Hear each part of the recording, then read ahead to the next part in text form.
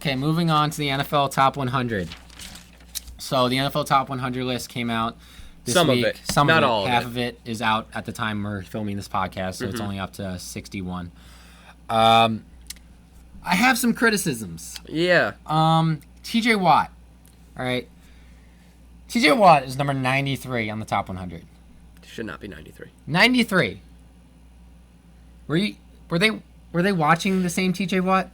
I guess not, because the NFL 100, it's voted on by the players. I know. And so it's not a name game, but you could tell it is still a name game. It is still a name game. It is still 100%. A name game.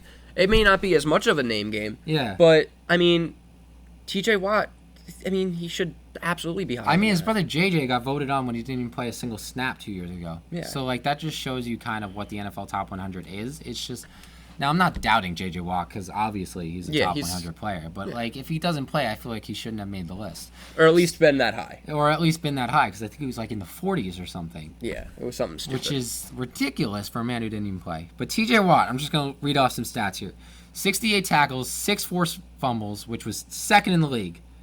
He was tied with Khalil Mack. Yeah. 13 sacks. It's a lot of sacks. 13 sacks.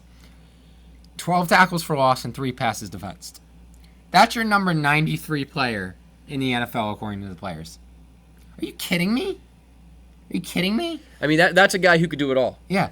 That's more sacks than Khalil Mack, Cameron Jordan, Calais Campbell, and DeMarcus Lawrence. Those are all guys who are going to be ahead of him. Those are all guys who could be top 25 easily. Yeah. Easily. Yeah.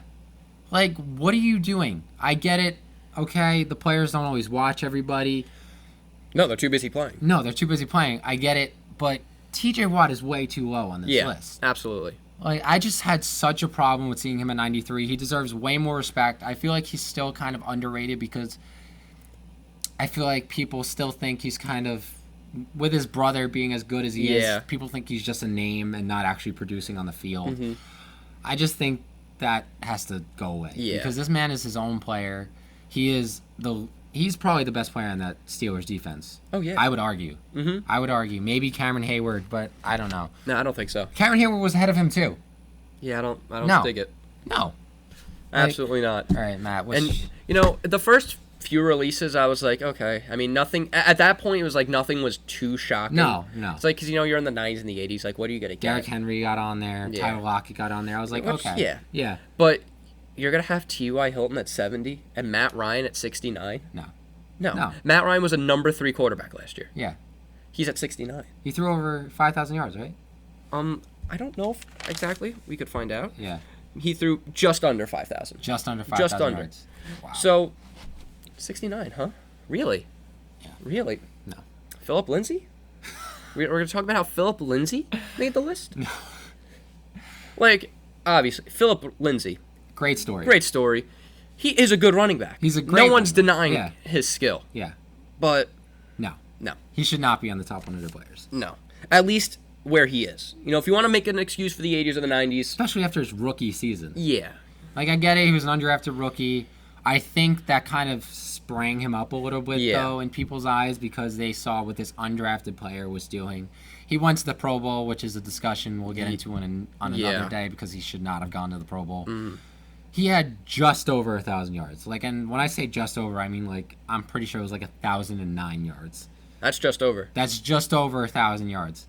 And I'm not even sure, after everything he did last year, he's not even going to be the go-to back in that offense. They're going to split carries between Royce Freeman. Run by committee. Yeah.